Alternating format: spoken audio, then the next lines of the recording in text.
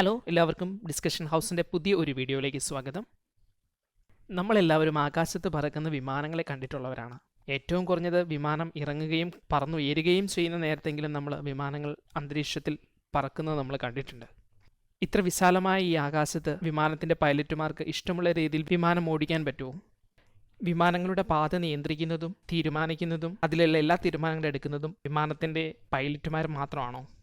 ആകാശത്തിലൂടെ തലങ്ങും വിലങ്ങും പറക്കുന്ന വിമാനങ്ങൾ കൂട്ടിയിടിക്കാതെ എങ്ങനെയാണ് സംരക്ഷിക്കപ്പെടുക? ഇന്ന് നമ്മൾ ഈ ചോദ്യങ്ങൾക്കൊക്കെ ഒരു ഉത്തരം കണ്ടെത്താൻ ശ്രമിക്കുകയാണ്. നമ്മൾ കരയിലൂടെ യാത്ര ചെയ്യുകയാണെങ്കിൽ നിശ്ചിതമായി തയ്യാറാക്കിയിട്ടുള്ള പാതകളുണ്ട്. ഈ പാതകളിലൂടെയാണ് നമ്മൾ ഓരോ വാഹനങ്ങളും കടന്നു പോവുക. ആകാശത്തിലൂടെ കടന്നു പോകുന്ന വിമാനങ്ങൾ സ്വതന്ത്രമായിട്ട് കടന്നു പോവുകയാണോ ചെയ്യുന്നത്? അതിൻ്റെ ഉത്തരം പറഞ്ഞുകൊണ്ട് നമുക്ക് തുടങ്ങാം. ശരിക്കും ആകാശത്തിൽ പറക്കുന്ന ഓരോ വിമാനങ്ങളും നിശ്ചിതമായ ഒരു പാതയിലൂടെയാണ് സഞ്ചരിക്കുക. ഭൂമിക്ക് മുകളിലുള്ള അന്തരീക്ഷത്തിൽ സാങ്കല്പികമായി തയ്യാറാക്കിയിരിക്കുന്ന എന്നാൽ യന്ത്ര സംവിധാനങ്ങളുടെ സഹായത്തോടെ വ്യക്തമായിട്ട് അളന്നു തിട്ടപ്പെടുത്താൻ കഴിയുന്ന നിശ്ചിത പാതയിലൂടെയാണ് എല്ലാ വിമാനങ്ങളും സഞ്ചരിക്കുന്നത്. എത്ര വിശാലമായ ആകാശമാണ് എങ്കിൽ തന്നെയും ഈ നിശ്ചിതമായ പാതയിലൂടെയാണ് സുരക്ഷിതമായിട്ടൊരു വിമാനത്തിന് സഞ്ചരിക്കാൻ കഴിയുകയുള്ളൂ. ഉദാഹരണമായിട്ട് നമുക്ക് നമ്മുടെ ഇന്ത്യയുടെ കാര്യം മാത്രം നോക്കാം. ഇന്ത്യയുടെ ആകാശ അതിർത്തി നമ്മൾ അളന്നു നോക്കുകയാണെങ്കിൽ ഏകദേശം 2.8 മില്യൺ സ്ക്വയർ നോട്ടിക്കൽ മൈൽസ് ഉണ്ട്. ആകാശദൂരം അളക്കുന്നതും വ്യോമയാന മേഖലയിലെ അളവുകൾ പറയുന്നതും നോട്ടിക്കൽ മൈൽസിലാണ്. ഇത്രയും വിശാലമായ ഒരു പ്രദേശത്ത് നിലവിൽ അംഗീകരിക്കപ്പെട്ടിട്ടുള്ളത് 210 ATS റൂട്ട്സ് മാത്രമാണ്. ഏതാണ്ട് 90-ലധികം ഇൻ്റർനാഷണൽ റൂട്ടുകളും ഏകദേശം 110 മുകളിൽ ഡൊമസ്റ്റിക് റൂട്ടുകളും ഉൾപ്പെടെ ഏകദേശം 210ഓളം റൂട്ടുകൾ മാത്രമാണ് ഇത്രയും വിശാലമായ ഒരു അന്തരീക്ഷത്തിലൂടെ കടന്നു പോകുന്നത്. ഇന്ത്യയിലെ നിരവധിയായ വിമാനത്താവളങ്ങൾ നോക്കുകയാണെങ്കിൽ ഈ വിമാനത്താവളങ്ങളിൽ നിന്ന് പറന്നുയരുകയും വിമാനത്താവളങ്ങളിലേക്ക് പറന്നടുക്കുകയും ചെയ്യുന്ന വിമാനങ്ങളെല്ലാം ഈ വളരെ കുറഞ്ഞ എയർ റൂട്ടുകളിൽ ഏതെങ്കിലും കൂടിയാണ് സഞ്ചരിച്ചുകൊണ്ടിരിക്കുന്നത്.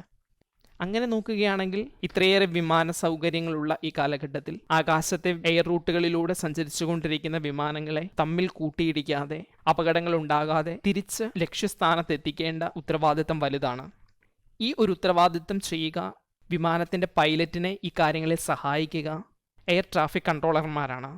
എയർ ട്രാഫിക് കൺട്രോളർമാർ എന്ന് പറഞ്ഞു കഴിഞ്ഞാൽ ഭൂമിയിലിരുന്നു കൊണ്ട് ആകാശത്തിലെ നിശ്ചിത പാതയിലൂടെ യാത്ര ചെയ്യുന്ന വിമാനങ്ങൾക്ക് വേണ്ട നിർദ്ദേശങ്ങൾ നൽകുകയും അവയുടെ ചലനങ്ങളെ മോണിറ്റർ ചെയ്യുകയും ചെയ്തുകൊണ്ടിരിക്കുകയും ആവശ്യമായ ഇടപെടലുകൾ നടത്തുകയും ഒക്കെ ചെയ്യുന്ന ഒരു കൂട്ടം ഉദ്യോഗസ്ഥരാണ്.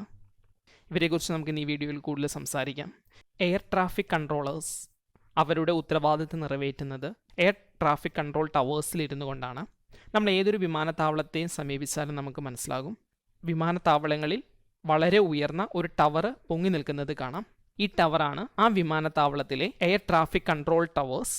ഇതിനുള്ളിലാണ് എയർ ട്രാഫിക് കൺട്രോളിംഗ് ഉദ്യോഗസ്ഥന്മാർ പ്രവർത്തിക്കുന്നത്. ഒരു വിമാനത്തെ സംബന്ധിച്ച് അതിൻ്റെ യാത്രയിൽ വ്യത്യസ്തങ്ങളായ ഘട്ടങ്ങളുണ്ട്.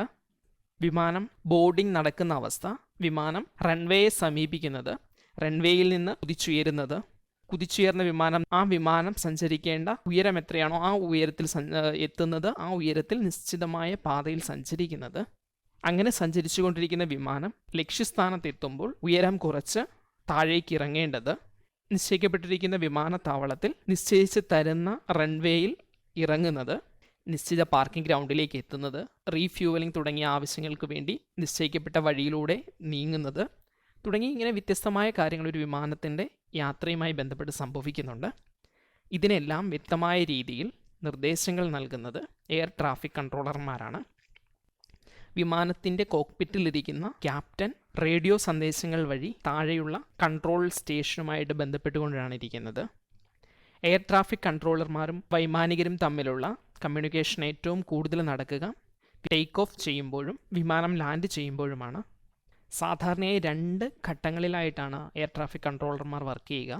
ഇതിൽ ആദ്യ വിഭാഗം ടേക്ക് ഓഫ് ചെയ്യുന്നതും ലാൻഡ് ചെയ്യുന്നതുമായ വിമാനങ്ങളുടെ ക്ലിയറൻസ് കാര്യങ്ങളാണ് നോക്കുന്നത്. ടേക്ക് ഓഫ് ചെയ്യുന്ന വിമാനങ്ങളെ നിശ്ചിത റൺവേയിൽ എത്തിക്കുകയും ആ റൺവേയിലൂടെ നിശ്ചിത ദിശയിലേക്ക് പറന്നുയരാനായിട്ട് വേണ്ട നിർദ്ദേശങ്ങൾ നൽകുകയും ചെയ്യുന്ന ഈ ഉദ്യോഗസ്ഥർ തന്നെ ആ എയർപോർട്ടിലേക്ക് എത്തിക്കൊണ്ടിരിക്കുന്ന വിമാനങ്ങളിൽ ലാൻഡ് ചെയ്യേണ്ട റൺവേ ഏതാണെന്നും അതിനുശേഷം എയർപോർട്ടിനുള്ളിൽ ആ വിമാനം എവിടേക്ക് എത്തിച്ചേരണമെന്നും തുടങ്ങിയ കാര്യങ്ങൾക്ക് വേണ്ട ക്ലിയറൻസ് നൽകുന്നത് ഈ വിഭാഗമാണ്. നമ്മൾ ശ്രദ്ധിച്ചാൽ മനസ്സിലാവും എയർ ട്രാഫിക് കൺട്രോൾ ടവറിൻ്റെ മുകൾ ഭാഗം അകത്തു നിന്ന് നോക്കിയാൽ ആ എയർപോർട്ടും ഏരിയ മുഴുവൻ കാണാവുന്ന രീതിയിലാണ് തയ്യാറാക്കിയിരിക്കുന്നത്. ഇതിനുള്ള കാരണവും വിമാനങ്ങൾ വന്നിറങ്ങുന്ന റൺവേയും പാർക്ക് ചെയ്യേണ്ട ഇടവും അത് ടാക്സി ചെയ്യേണ്ട വഴികളുമെല്ലാം വ്യക്തമായി കാണുക എന്നതാണ്. എന്നാൽ ഇന്നത്തെ സാഹചര്യത്തിൽ ഇതിനെയെല്ലാം സഹായിക്കാൻ വ്യത്യസ്തമായ ഉപകരണങ്ങൾ ഇന്ന് ലഭ്യമാണ്. ഉപകരണങ്ങളുടെ കൂടി സഹായത്തോടു കൂടിയാണ് ഇന്നിതൊക്കെ ചെയ്യുന്നത്. രണ്ടാമത്തെ ഒരു ഭാഗം എന്ന് പറയുന്നത് പറന്നുയർന്ന വിമാനം ഉള്ള ഒരു എയർ ട്രാഫിക് കൺട്രോളിൻ്റെ നിരീക്ഷണത്തിലായിരിക്കും ഓരോ വിമാനവും യാത്ര ചെയ്തുകൊണ്ടിരിക്കുക. ഈ എയർ ട്രാഫിക് കൺട്രോൾ സ്റ്റേഷൻസ് വരുന്നത് ഏത് രാജ്യത്തെ വ്യോമാതിർത്തിയിലൂടെയാണ് കടന്നു പോകുന്നത് എന്നതിനെ അനുബന്ധിച്ചിരിക്കും. ഒരു ടവർ സെൻറ്ററിൻ്റെ നിരീക്ഷണ പരിധി വിട്ട് കഴിയുമ്പോൾ ആ വിമാനത്തെക്കുറിച്ചുള്ള വിവരങ്ങൾ തൊട്ടടുത്ത ടവർ സെൻറ്ററിലേക്ക് നമ്മൾ കൈമാറുന്നു. ഈ രീതിയിലാണ് വിമാനങ്ങളെ സഞ്ചരിക്കുന്ന കാലയളവിൽ മൊത്തം ഏതെങ്കിലും ഒരു എയർ ട്രാഫിക് കൺട്രോളിംഗ് സെൻറ്ററിൻ്റെ കീഴിൽ നിലനിർത്തുന്നത്. വിമാനങ്ങൾ യാത്ര ആരംഭിക്കുന്നതിന് മുൻപ് തന്നെ അതിൻ്റെ ക്യാപ്റ്റന്മാർ അല്ലെങ്കിൽ ഉത്തരവാദിത്തപ്പെട്ട ഓഫീസർമാർ ആ വിമാനം സഞ്ചരിക്കാൻ ഉദ്ദേശിക്കുന്ന പാതയെക്കുറിച്ചും ആ വിമാനത്തിൻ്റെ മറ്റ് വിശദാംശങ്ങളെക്കുറിച്ചും വ്യക്തമായ ഒരു ഫ്ലൈറ്റ് പ്ലാൻ എയർ ട്രാഫിക് കൺട്രോളിന് നൽകുന്നുണ്ട്. ഈ ഫ്ലൈറ്റ് പ്ലാൻ പരിശോധിച്ച് അപ്രൂവ് ചെയ്യുന്ന സമയത്ത് തന്നെ വിമാനങ്ങൾ സഞ്ചരിക്കേണ്ട പാതയെക്കുറിച്ച് വ്യക്തമായൊരു ഔട്ട്ലൈൻ ക്രിയേറ്റ് ചെയ്യപ്പെടുന്നുണ്ട്. ഇതിൻ്റെ അടിസ്ഥാനത്തിലാണ് വിമാനങ്ങൾ ഓരോ എയർ റൂട്ടിലും കൃത്യമായി വിന്യസിക്കുന്നത്. അന്താരാഷ്ട്ര ചട്ടങ്ങളനുസരിച്ച് ഒരു എയർ റൂട്ടിൽ ഒരേ സമയത്ത് പറന്നുകൊണ്ടിരിക്കുന്ന വിമാനങ്ങൾ തമ്മിൽ നിശ്ചിത സമയദൂരം പാലിക്കേണ്ടതുണ്ട്. ഈ സമയദൂരം പാലിക്കുന്നുണ്ടെന്നും വിമാനങ്ങൾ കൃത്യമായ ഇടവേളയിട്ട് അല്ലെങ്കിൽ കൃത്യമായ ദൂരം മെയിൻറ്റെയിൻ ചെയ്താണ് യാത്ര ചെയ്യുന്നത് എന്നും ഉറപ്പാക്കേണ്ടത് എയർ ട്രാഫിക് കൺട്രോൾ യൂണിറ്റിൽ നിന്നാണ്. ചില അടിയന്തര സാഹചര്യങ്ങളിൽ വിമാനത്തിന് അടിയന്തര ലാൻഡിംഗ് ആവശ്യമാകുകയോ മറ്റെന്തെങ്കിലും അടിയന്തര പ്രശ്നങ്ങൾ ഉണ്ടാകുകയോ ചെയ്യുമ്പോൾ ആ വിമാനങ്ങളെ ഭൂമിയിൽ നിന്ന് സഹായിക്കാൻ നിയോഗിക്കപ്പെട്ടിരിക്കുന്നതും ഈ എയർ ട്രാഫിക് കൺട്രോളർമാരാണ്. ആ സമയത്ത് വിമാനം ഏത് എയർ ട്രാഫിക് കൺട്രോളിന് കീഴിലാണോ ആ എയർ ട്രാഫിക് കൺട്രോളിലേക്കായിരിക്കും ക്യാപ്റ്റനിൽ നിന്നും സന്ദേശങ്ങൾ എത്തുക. അങ്ങനെയുള്ള അടിയന്തര സാഹചര്യങ്ങളിൽ ആവശ്യമെങ്കിൽ വിമാനത്തിൻ്റെ യാത്രാപഥം മാറ്റുന്നതിനും അതുപോലെ വിമാനത്തിന് അടിയന്തരമായ ലാൻഡിംഗ് ഉൾപ്പെടെയുള്ളവ നൽകേണ്ട ആവശ്യമുണ്ടെങ്കിൽ അത് ചെയ്യുന്നതിനുമുള്ള ഒരുക്കങ്ങൾ ചെയ്യുന്നത് ഈ എയർ ട്രാഫിക് കൺട്രോളർമാരാണ്. അത്യാവശ്യ സന്ദർഭങ്ങളിൽ വേണ്ട രീതിയിൽ വൈമാനികരും എയർ ട്രാഫിക് കൺട്രോളർമാരും തമ്മിലുള്ള ഒരു കോർഡിനേഷൻ്റെ ഭാഗമായിട്ടാണ് വിമാനങ്ങളെ അടിയന്തര സാഹചര്യങ്ങളിൽ കൺട്രോൾ ചെയ്യുന്നത്. ഏതെങ്കിലും സാഹചര്യത്തിൽ നിശ്ചയിച്ചിരിക്കുന്ന പാതയിൽ നിന്ന് വ്യതിചലിക്കുകയോ വേണ്ട അകലം പാലിക്കാതിരിക്കുകയോ ഉയരം പാലിക്കാതിരിക്കുകയോ ഒക്കെ ചെയ്താൽ എയർ ട്രാഫിക് കൺട്രോളിൽ നിന്ന് അത് കൃത്യമായി അറിയിക്കുകയും അതിനു വേണ്ട ക്രമീകരണങ്ങൾ ചെയ്യുകയും ചെയ്യും. ഒരു വിമാനവുമായിട്ട് ഏതെങ്കിലും രീതിയിൽ അടുത്തു വരാൻ സാഹചര്യമുണ്ടെങ്കിൽ എത്രയും പെട്ടെന്ന് അത് ഒഴിവാക്കുന്നതിനും ആകാശത്ത് വെച്ചൊരു കൂട്ടിയിടി ഒഴിവാക്കുന്നതിനുമുള്ള എല്ലാ നിർദ്ദേശങ്ങളും നൽകുകയും ചെയ്യുന്നത് എയർ ട്രാഫിക് കൺട്രോളിൽ നിന്നാണ്. ഇന്നത്തെ സാഹചര്യത്തിൽ പുതിയ പല വിമാനങ്ങളിലും ഏതെങ്കിലും കാരണവശാൽ രണ്ട് വിമാനങ്ങൾ തൊട്ടടുത്തെത്തുകയാണെങ്കിൽ ഒരുപക്ഷെ ഒരു കൂട്ടിയിടിക്കുള്ള സാഹചര്യമുണ്ടായാൽ അതിനെ കൃത്യമായി നേരിടുന്നതിനും അത് കൃത്യമായി ക്യാപ്റ്റന്മാരെ അറിയിക്കുന്നതിനുമുള്ള ഇലക്ട്രോണിക് സംവിധാനങ്ങൾ വിമാനങ്ങളിൽ തന്നെ ലഭ്യമാണ്. ഇന്ത്യയുടെ കാര്യമെടുത്താൽ ഇന്ത്യയിലെ എയർ ട്രാഫിക്കിനെ 4 റീജിയനുകളിലായിട്ടാണ് കൺട്രോൾ ചെയ്യുക. ഇതുപോലെ ഓരോ രാജ്യങ്ങളും അവരുടെ എയർ സ്പേസിനെ വ്യത്യസ്തമായ റീജിയനുകളായി തിരിച്ചിട്ടുണ്ട്. ഇവയുടെ സഹായത്തോടു കൂടിയാണ് ഇത്രയും ഭാരിച്ച ഒരു ഉത്തരവാദിത്തം നിറവേറ്റപ്പെടുക. ഇനി ഈ ഉത്തരവാദിത്തം നിറവേറ്റുന്ന എയർ ട്രാഫിക് കൺട്രോളർമാരെക്കുറിച്ച് എയർ ട്രാഫിക് കൺട്രോളർമാർക്ക് 2 തരത്തിലുള്ള ട്രെയിനിങ്ങുകളാണ് പ്രധാനമായിട്ടും ലഭിക്കുക. ഒന്നാമതായിട്ട് ഒരു അക്കാഡമിക് ട്രെയിനിങ്. ഈ അക്കാഡമിക് ട്രെയിനിങ് പഠിച്ചു പൂർത്തിയാകുന്നവർക്ക് ഒരു ഓൺ ദ ജോബ് ട്രെയിനിങ് ആയിട്ട് ഏതെങ്കിലും ഒരു എയർ ട്രാഫിക് കൺട്രോളിൻ്റെ കീഴിൽ ഒരു മേലുദ്യോഗസ്ഥൻ്റെ അല്ലെങ്കിൽ ഒരു മെൻറ്ററുടെ കീഴിൽ ജോലി ചെയ്തുകൊണ്ട് എക്സ്പീരിയൻസ് നേടുന്നു. ഈ ഓൺ ദ ജോബ് ട്രെയിനിങ് ഏറ്റവും കുറഞ്ഞത് ഒരു 6 മാസമെങ്കിലും വേണ്ടിവരും. ഓരോ രാജ്യങ്ങളും അന്താരാഷ്ട്ര നിയമങ്ങൾക്കനുസൃതമായിട്ടാണ് എയർ ട്രാഫിക് കൺട്രോളർ പരിശീലനം നടത്തുന്നത്. വളരെ പെട്ടെന്ന് തീരുമാനങ്ങൾ എടുക്കാനും വളരെ കുറഞ്ഞ നിമിഷം കൊണ്ട് കിട്ടുന്ന വിവരങ്ങൾ അനലൈസ് ചെയ്ത് വേണ്ട അറേഞ്ച്മെൻറ്റുകൾ ചെയ്ത് വേണ്ട നിർദ്ദേശങ്ങൾ കൊടുക്കാൻ ഇവർക്ക് കഴിയണം. അടിയന്തര സാഹചര്യങ്ങളിൽ ഇവരുടെ പ്രവർത്തന മികവ് പോലെയിരിക്കും ആ വിമാനത്തിലുള്ള മനുഷ്യജീവനുകളുടെ സംരക്ഷണവും അതുപോലെ തന്നെ മൂല്യമുള്ള വസ്തുക്കളുടെ സംരക്ഷണവുമെല്ലാം.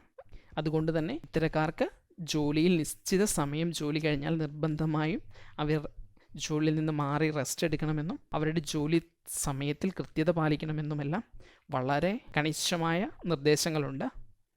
നമ്മൾ ഈ കാണുന്ന ആകാശത്ത് വളരെ പരിമിതമായ പ്രത്യേകമായി നിർണ്ണയിക്കപ്പെട്ട ആകാശപാതയിലൂടെ വിമാനങ്ങളെ പരസ്പരം കൂട്ടിയിടിക്കാതെ സദാസമയവും ചലിപ്പിച്ചുകൊണ്ടിരിക്കുന്നത് എയർ ട്രാഫിക് കൺട്രോളിലുള്ള ഉദ്യോഗസ്ഥന്മാരാണ്. ഈ എയർ ട്രാഫിക് കൺട്രോളിലുള്ള എല്ലാ ഉദ്യോഗസ്ഥരെയും ആദരിക്കുന്നതിന് വേണ്ടി ഒക്ടോബർ 20 രാജ്യാന്തര തലത്തിൽ തന്നെ എയർ ട്രാഫിക് കൺട്രോളേഴ്സ് ഡേ ആയിട്ട് ആഘോഷിക്കുന്നു. അപ്പോൾ നമ്മളുടെ യാത്രകളിൽ നമുക്ക് സംരക്ഷണം ഒരുക്കാൻ നമ്മളുടെ വൈമാനികരെ വേണ്ട നിർദ്ദേശങ്ങളും ഉപദേശങ്ങളും നൽകി കൃത്യമായ രീതിയിൽ ലക്ഷ്യസ്ഥാനത്ത് എത്തിക്കാൻ സഹായിച്ചുകൊണ്ട് ഭൂമിയിൽ നിതാന്ത ജാഗ്രതയോടെ നിൽക്കുന്ന ഈ എയർ ട്രാഫിക് കൺട്രോളിംഗ് ഉദ്യോഗസ്ഥരെ നമുക്ക് ഓർക്കാം. അപ്പോൾ നമുക്ക് വീണ്ടും കാണാം മറ്റൊരു വിഷയമായി മറ്റൊരു ദിവസം. ഇതുവരെ ഈ ചാനൽ സബ്സ്ക്രൈബ് ചെയ്യാത്ത ഒരാളാണ് നിങ്ങളെങ്കിൽ ചാനൽ സബ്സ്ക്രൈബ് ചെയ്യുക. ഇതുപോലെയുള്ള വീഡിയോകൾ നിങ്ങൾക്ക് അപ്ലോഡ് ചെയ്യുന്ന സമയത്ത് തന്നെ നോട്ടിഫിക്കേഷനായിട്ട് ലഭിക്കും. അതുപോലെ തന്നെ ഈ വീഡിയോ ഇഷ്ടപ്പെട്ടാൽ നിങ്ങൾ ലൈക്ക് ചെയ്യുക, നിങ്ങളുടെ കൂട്ടുകാരെ അറിയിക്കണമെന്നുണ്ടെങ്കിൽ നിങ്ങൾ ഷെയർ ചെയ്യുക.